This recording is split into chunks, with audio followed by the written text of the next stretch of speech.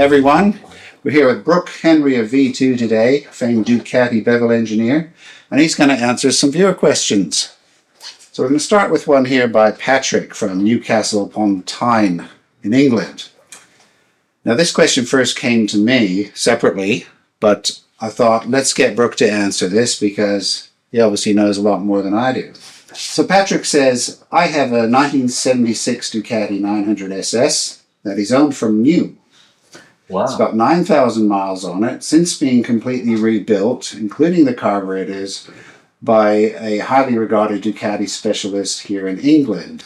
It usually runs very well, but in the past 18 months or so, it has started to eat spark plugs.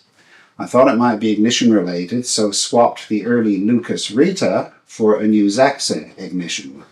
The bike ran like a dream for 150 miles or so, then gradually started running worse, eventually running on one cylinder. In this first instance, the rear plug failed. Put in a new plug. He's using stock plugs, NGK 7s, BH7S, HS, and it runs fine again. This has now happened a few times, sometimes front plug, sometimes rear, usually 100 to 200 miles. Insert new plugs and she'll run fine again for that sort of period again. And I'll just interject here, this happened to me. My bike was like this. I was spending money on plugs. And I stopped using the iridiums that I was splashing out on, and I went back to the normal NGKs because they're too expensive. Yeah. And it would just run bad, and I would just pull the plug out, put a new one in, ran fine again. So I'll get back to Patrick here. I've put new Lucas coils on and replaced the plug leads. When the plugs fail, they are slightly sooty, so the bike is running a little rich on both pots, but not overly so. Maybe it's a modern fuel mixture issue. Again, my comment to this is always, it's going to run rich. And even when it's running right, it's going to be running rich. Yeah, the spark plug shouldn't fail to that stage. And then this carries on. The other question is related, one regarding coils. So I'll remind you about this after. So I replaced the Lucas coils with new versions of the same. Would the bike benefit from replacing those with something like Dyna coils? Now, I initially got back to him, as I said, and said my bike was doing that as well with the spark plugs. I did all the big carburetor job, and spent a lot of time tuning, and I do tune it up well. I started using that high-octane fuel that I use.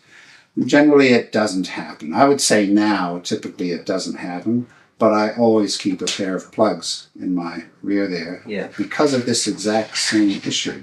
Yeah. So does this sound like anything familiar to you? Okay, Rob. And Pat. I've seen this problem before. So you're not alone, that's for sure. I think you need to go back to what I would call sort of common sense questions and answers. The fact that you can fix it by putting a new plug in it tells you where the problem is to some degree, and obviously the new plug makes it run okay. So what is the difference between the new plug and the old plug? The old plug, I'm going to say it's carboned up, and so from that we could deduct that the carbon is causing the problem. Some engines aren't affected by the carboning up of the plug, and you do get some that are. So, and what happens, why it fails, is because the spark is looking for the easiest way to go to earth, and instead of jumping the gap, which needs a lot of voltage, it tracks up the insulator. The insulator in the middle of the plug has got carbon on it, and it's easier for the spark to run up the carbon and go to earth up inside the spark plug than it is for it to jump across and light the fire. So that's what's happening.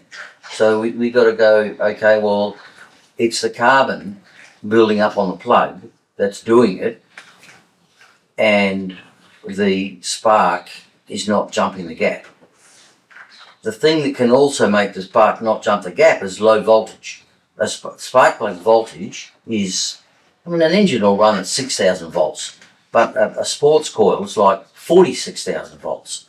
And your dyners that you mentioned are high voltage coils. They draw a lot more current. They can be harder on ignition systems. Some ignition systems won't take that drain, and you can the ignition system can fail, and the components in the driver box can fail because it's not tough enough, for a better word. But the sash ignition will. And the Lucas coils he was. Well, the Lucas coils, I don't know what they were, and like a lot of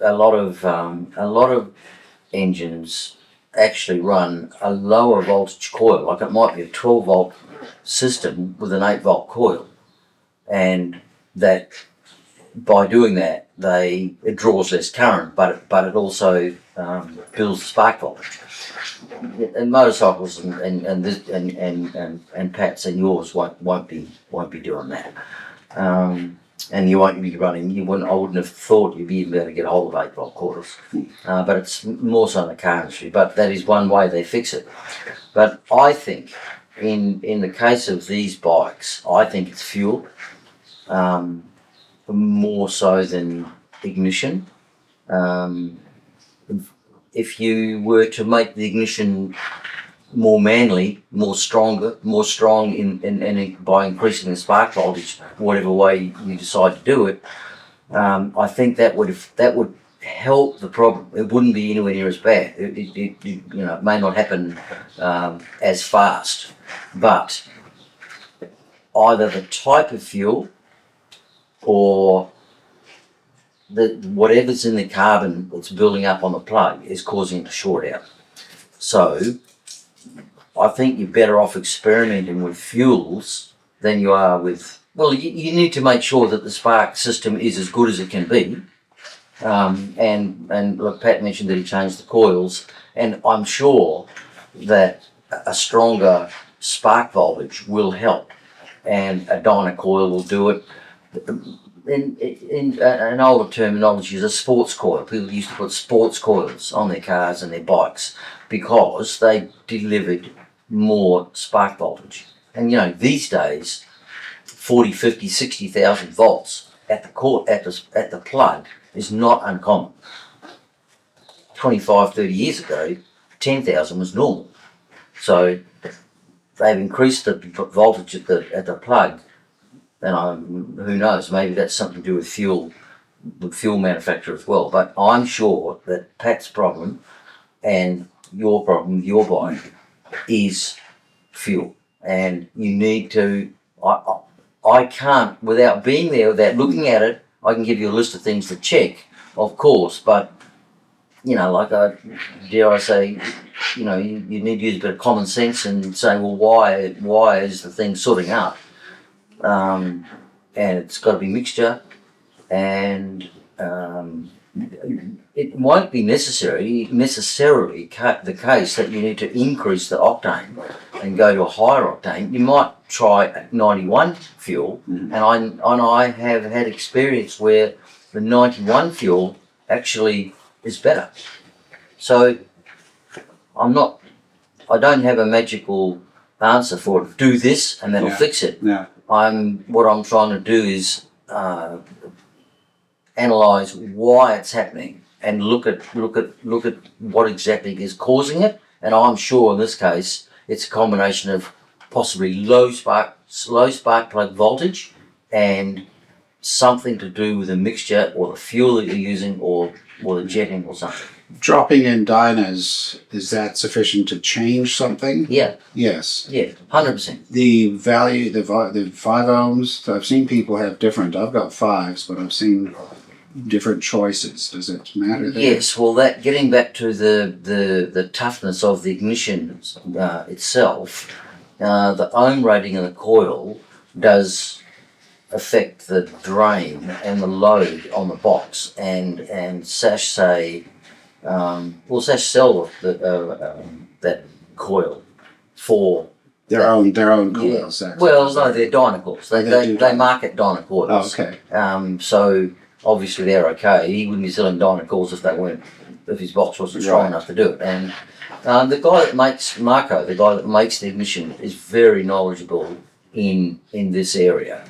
Very knowledgeable. I mean, he's also very busy. But I'm not saying ring him up or email him, but certainly he knows a lot about what his system is capable of, obviously, which is not to be said for every ignition manufacturer, that's for sure.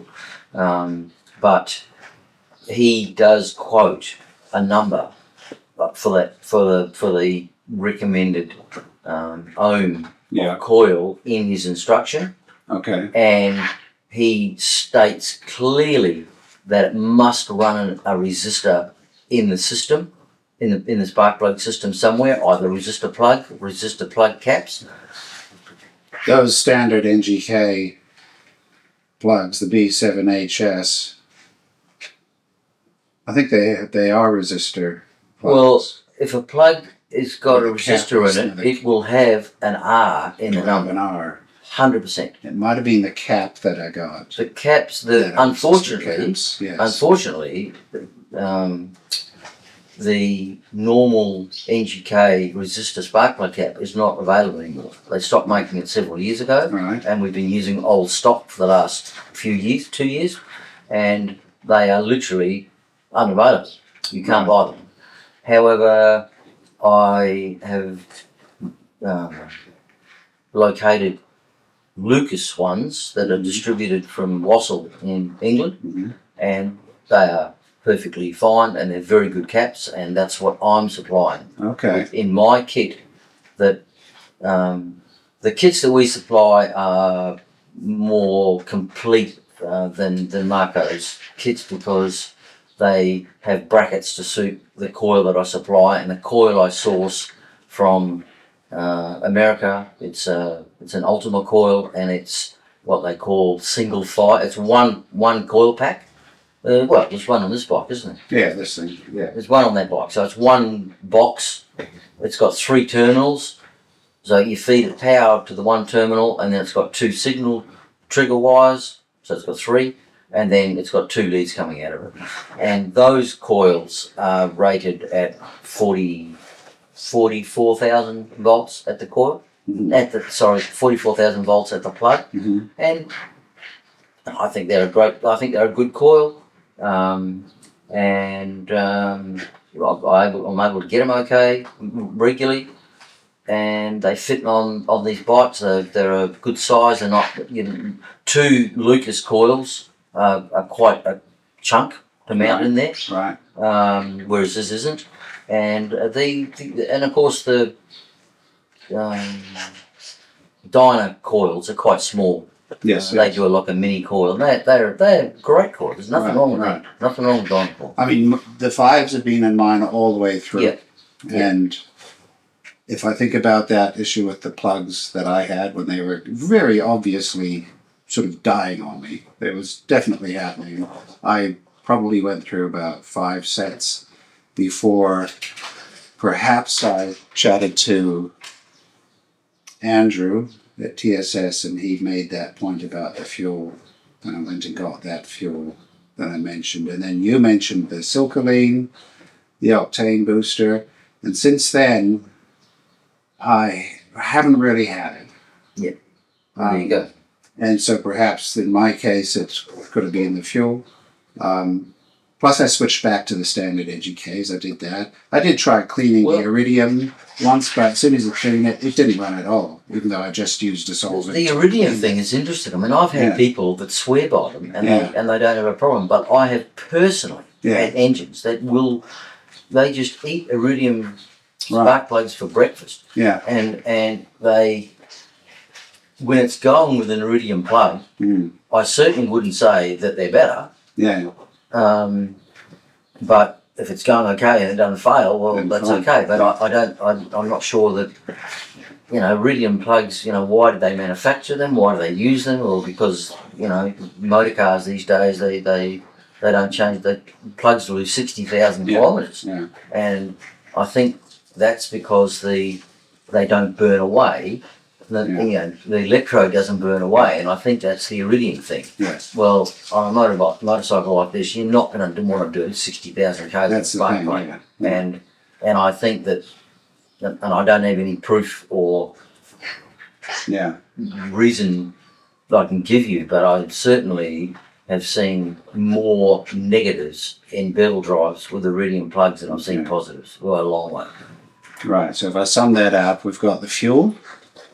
We've got the fuel. Just experiment with different fuels. Not just the octane. The additives can make it burn better, although they are an octane additive. Yes. It'll make it burn better, but it'll stop that, whatever it is in that carbon, the product that's getting on that carbon porcelain electrode is causing it to trap the spark up inside the spark plug.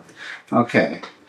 And also the coils, because he went back to the Lucas coils, wasn't it? They're new, and replaced the plug leads, but you said you've got to have a resistor somewhere in it, whether it's in the plug or the head, and you mentioned the caps. I use the caps. The British ones. And I use carbon. I use copper lead. Copper lead. And I use 5 ohm caps. 5 ohm caps. And non-resistor plugs. And non-resistor plugs. Okay. Just one other thing, Rob, going back to the resistor plug caps. The sash ignition, and not just sash, and I've had experience with this also, if a system is designed to run, and mostly this is digital systems, which is sash, are designed to run with a resistor plug cap or resistor in the system somewhere, and there's several reasons for that, but mainly that again is about spark voltage. It allows the spark voltage to build up before it lets it go across the plug.